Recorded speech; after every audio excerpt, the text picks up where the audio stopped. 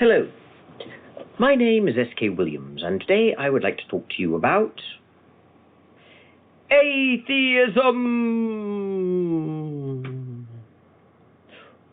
or more accurately, militant atheism, and its tendency to not listen to what you're saying.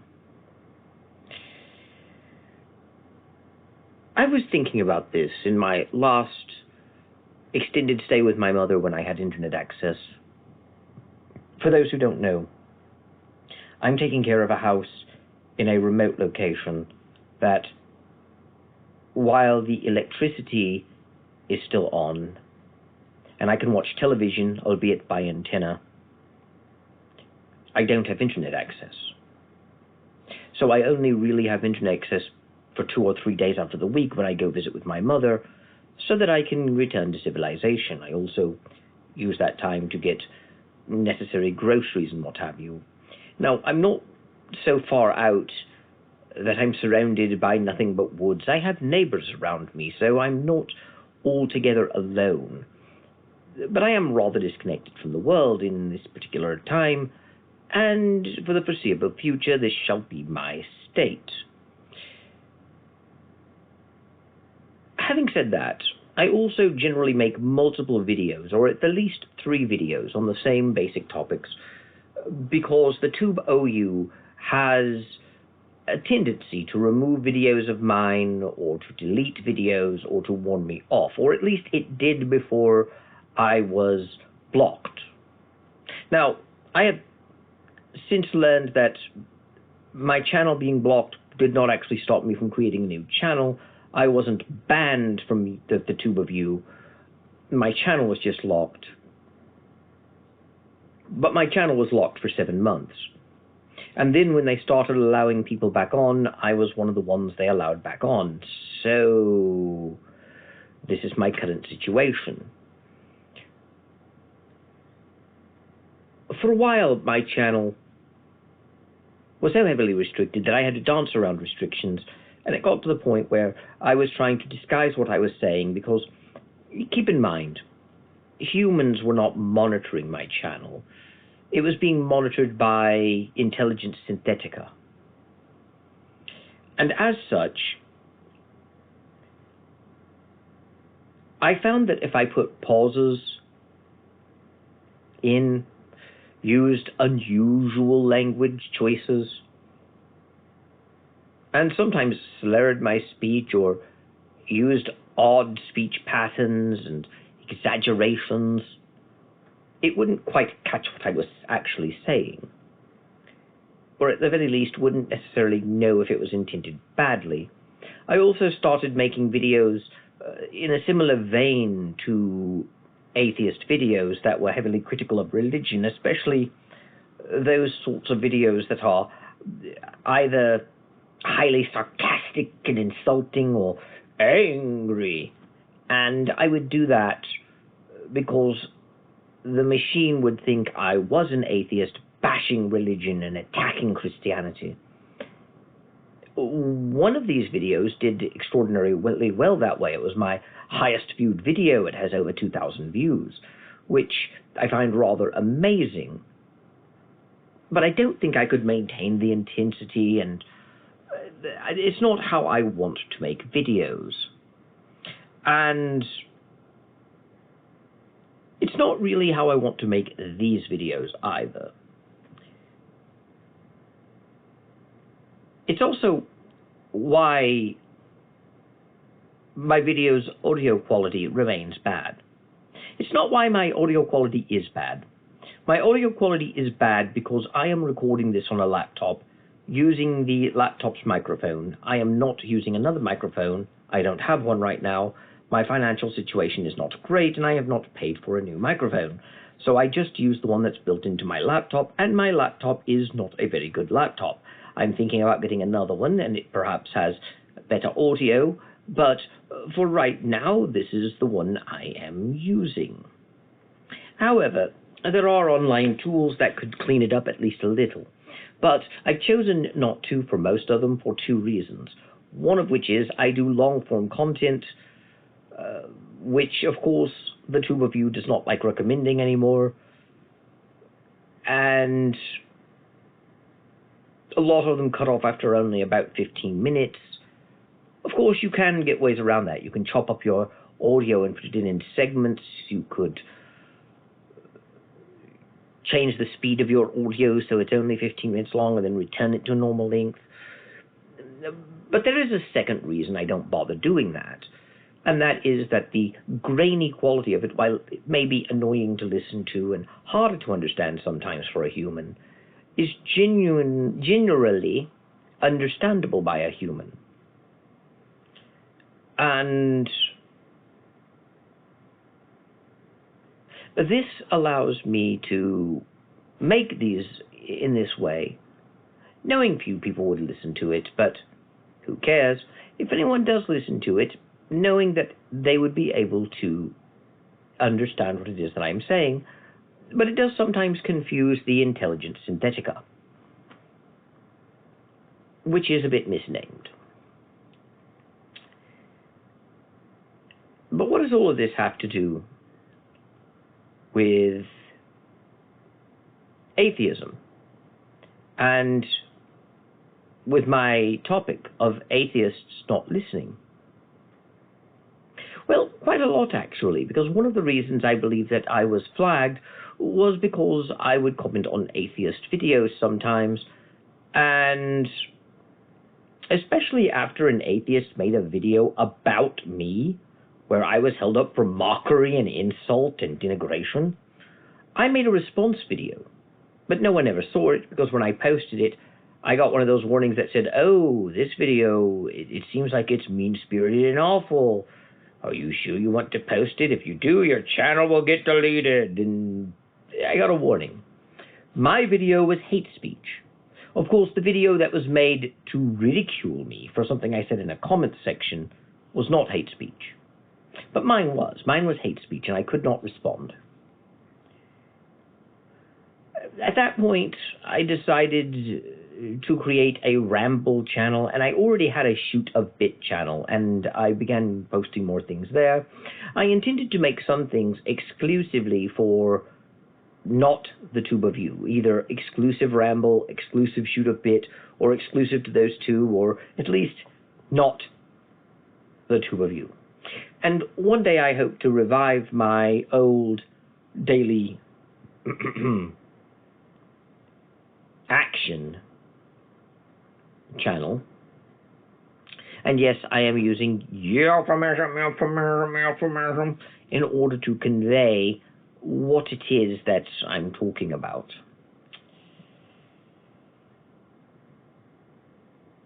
I simply forgot my password to daily action. I'll remember it one day, I'll get back on, but for right now I'm locked out. Having said all that then,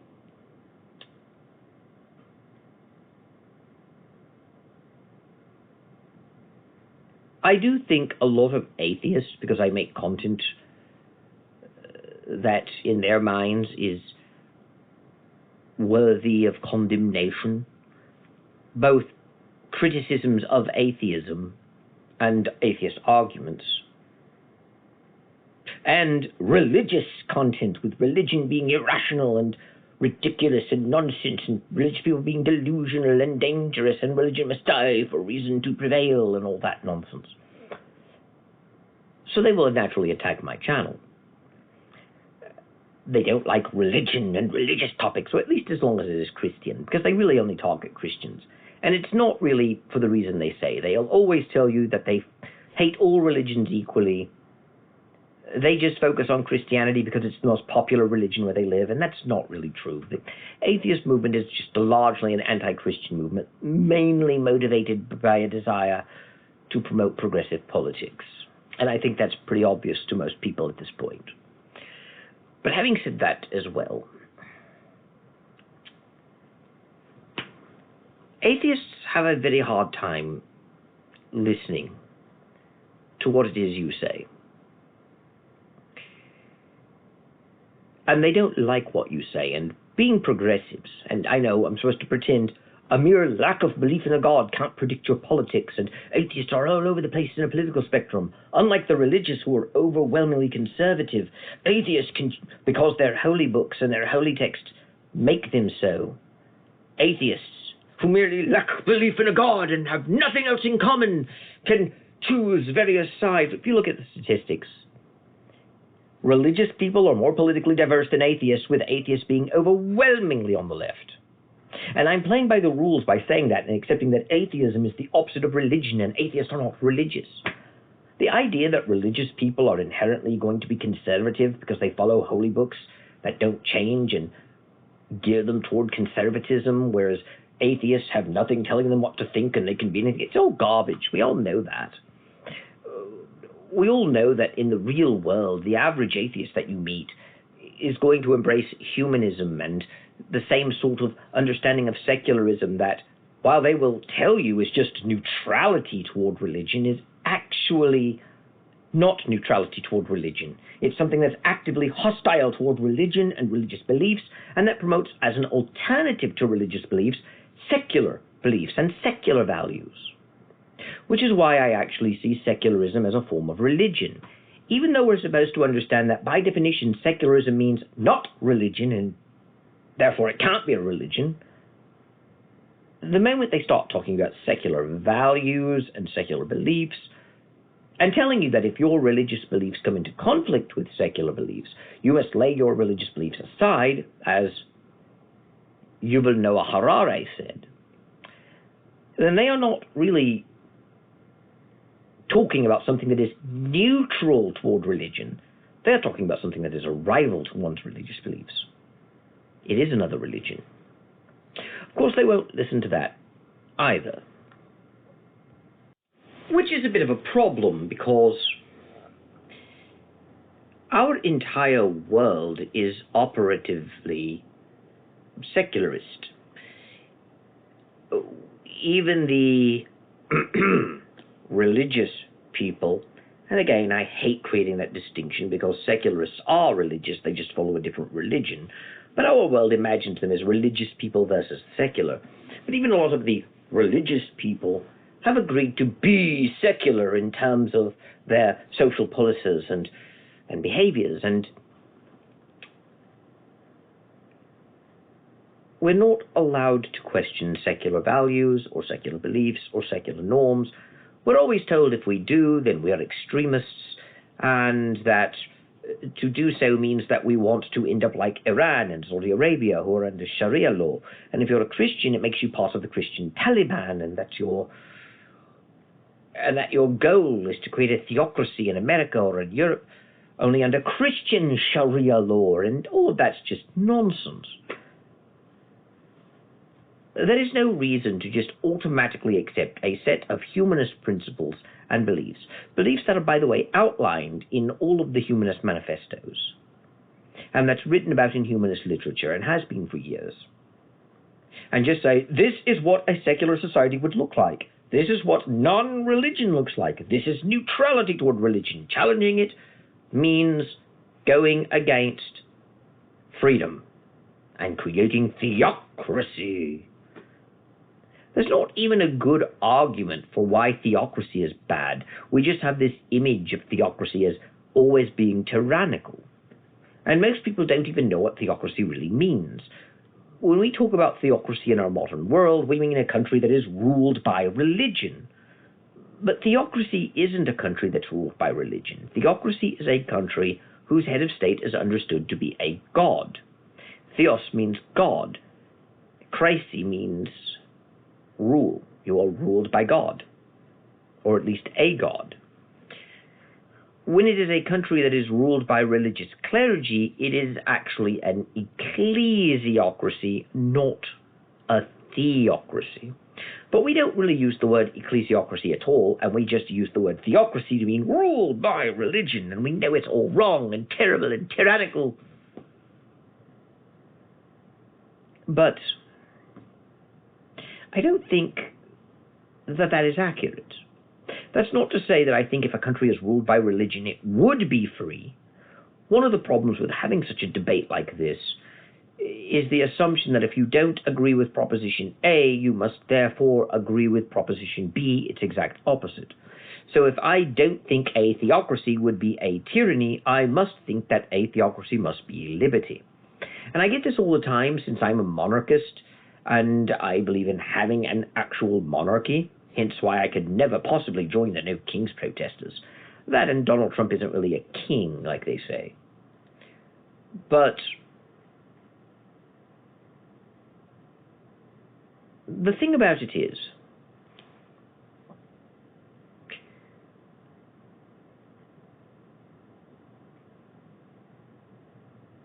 as a monarchist, I am often told that I want tyranny and oppression, and that democratic systems in which we have presidents have people who are free, whilst monarchies have peasants who are controlled. And that sort of reductionism is what you also see with the theocracy argument. And there's no actual reason to think that is true. One could have a country where religious clergy run it, and that is actually freer than the modern West.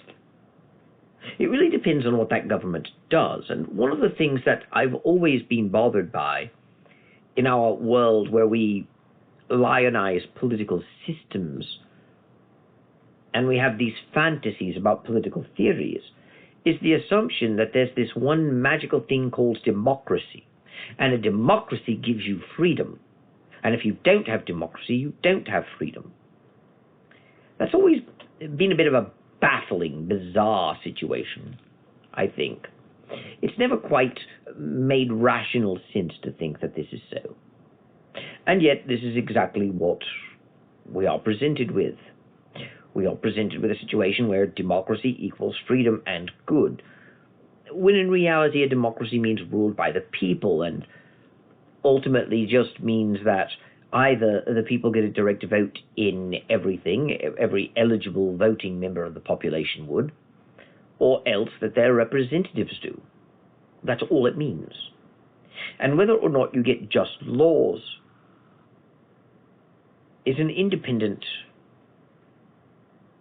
matter from whether or not you personally voted and everyone voted on it, or that their representatives voted for them on their behalf. The idea that democracy comes pre-packaged with a list of freedoms and values has become part of the common currency today, but it's not really true.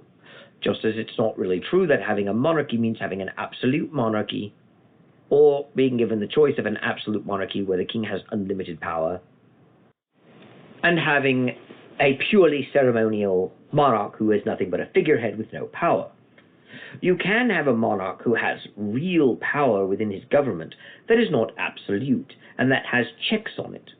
In fact, the very idea of having a system of government with checks and balances goes back to the British parliamentary system. A lot of Americans especially think that modern democratic systems invented it, and a lot of Americans think America's founding fathers gave us the world's first system with checks and balances. And some on the right think that they were inspired by the Bible to do this, reading a certain passage out of Isaiah where it says that God is our king, God is our lawgiver, God is our judge. And they looked at that verse and said, oh, there should be 3 branches of government and we should have separations of powers. So that they were inspired by the Bible after breaking from the tyranny of the British monarchy and a man who claims to rule by divine right and had no checks on his power. They would not give power to one man, and they would have checks and balances. And of course, all that's nonsense.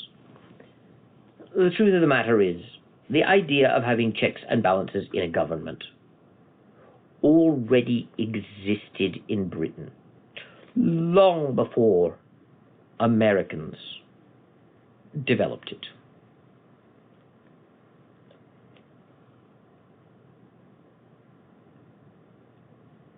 It came from the British parliamentary system, which may sound bizarre today considering that the British system is rather tyrannical, and many Americans point to that and say that we're very fortunate that we fought that revolution. Look how tyrannical Britain is, without realizing that Britain today is not Britain in the 18th century, and the tyrannies of modern Britain are not because King Charles III is a tyrant ruling by divine right of kings. Charles has no real power. For that matter, the upper House of Lords has no real power and no real lords. They're all life peers, who are largely just failed politicians who were elevated by other politicians. The only exception to that would be the bishops, who themselves are appointed largely by parliamentary choice. Theoretically, they're chosen by the king, but really the king just takes the advice of the parliament and the councils. But all of the real power in the modern United Kingdom comes from the House of Commons. And the reason for that is because the House of Commons is the only one that is duly elected by the people. It is based upon a democratic principle that only the House of Commons can make these laws. The House of Lords, which originally served, like the US Senate, as a house of revision that could reject laws if they didn't approve of them, now has no right to refuse any law that comes through it. The House of Lords must approve of every law that was passed by the Commons, because the Commons are duly elected democratic representatives and the Lords are not. Even though none of the Lords are hereditary anymore, they are still not duly elected, and we must only allow elected officials to make choices, and once those choices are made, they are final. The Lords can delay a law. They can review it and make recommendations for change and send it back and ask, are you sure you want this law? Here's some suggestions.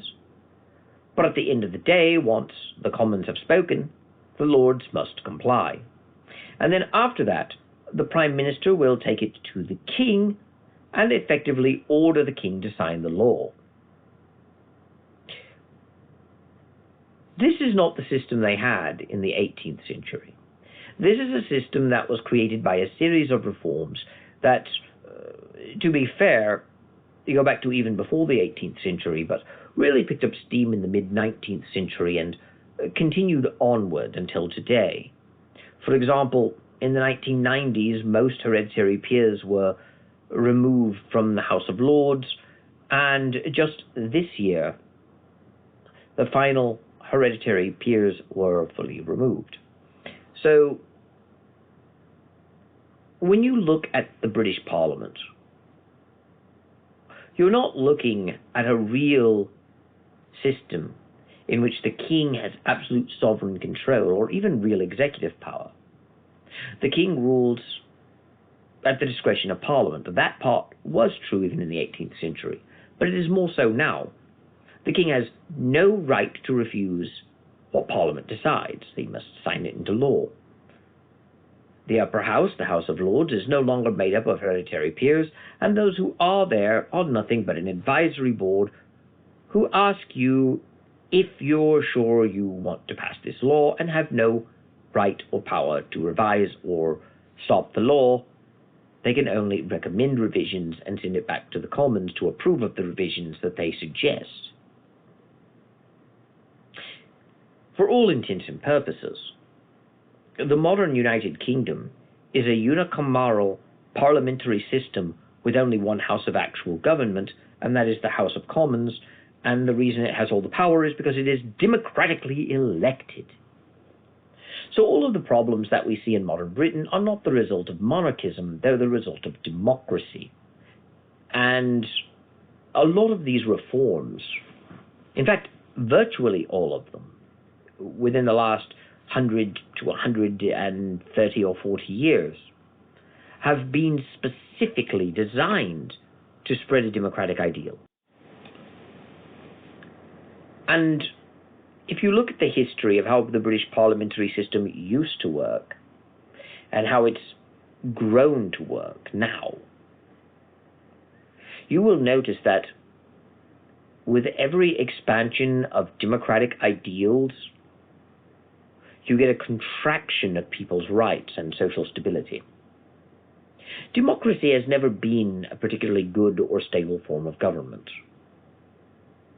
It has been a destructive and corrosive form that tells us that we should all be equals, and to achieve that equality will tear people down. America may have largely escaped the ravages of this sort of democratic process, but they haven't fully escaped it, as we're seeing now, with things like the No Kings protesters and Antifa. And those are hardly the first time America has been divided. In fact, the American Civil War is another example of this. The truth of the matter is, the modern democratic system first came into being in the minds of Enlightenment philosophers who decided through a series of violent revolutions that used political violence to overthrow the old social order, and from then on they would try and destroy whatever remains of it, either by electoral reforms or by violent social movement or even violent revolution or warfare. And the modern world, our democratic world of peace and stability, is the result of about 200 years of violent bloodshed to spread the democratic principles. We scoff at the communists for this. For the communists say that we must have revolution to overthrow the old order. But that is exactly what we are inheritors of, revolutions that overthrew the old order. And that is precisely why what we're seeing before us cannot be attributed to traditional monarchical views. And the traditional monarchical view in Britain was never that the king had absolute power anyway. The king's power was tempered by Parliament, and Parliament's power was tempered by having two houses, both of which had functions. The laws would begin with the House of Commons, where the elected officials were, and would pass on to the Lords, most of whom were hereditary, but some of them were appointed as well. However, they weren't just appointed by whoever happened to be the Prime Minister in the ruling party. Many of them were appointed by the king directly, and some through other means, as well as the bishops of the Church of England. The Lords would have a right to review all the laws that the Commons proposed, to revise them, but also to refuse them. They were not a moribund body who only existed to advise the Commons. They were their own house independently. They could not initiate legislation on their own, but they could refuse legislation if they thought it harmful, or revise legislation, though if they revised the legislation, they would still have to send it back to Commons for approval of their revisions. But they could make it plain that they would not pass certain things, and those things would not be passed. And the king originally, or queen in some cases, had actual executive power. They were never an absolute monarch. They could never make laws or raise taxes on their own. But they did command the armies, they did command the various government agencies, and all authority flowed through the king. And that's really the way that our systems all operated to some extent. There were differences regionally with Spain, France, and all that. But in a traditional functioning monarchy, you had checks and balances. The king wasn't absolute, and even the concept of the divine right of kings didn't make him absolute. And keep in mind, Britain never functioned on the concept of divine right of kings. A couple of the kings may have wanted it to, but it never did. And even at the time of the American Revolution, the kings ruled at the discretion of Parliament, since Britain has operated under the doctrine of parliamentary supremacy since the time of the Restoration, when King Charles II was placed on the throne. If you don't know what I'm talking about, look it up. And what does all this have to do with atheism? Well, large parts of the political ideologies that we see today come prepackaged with humanist and materialist assumptions that are often promoted by atheists, many of whom are militant atheists, not all necessarily, but many. And even people who are not atheists by proclamation will ultimately have to assume an atheistic mentality to implement this philosophy. It is a philosophy that tells us that the material world is all that exists and all conflict is traceable to material resources.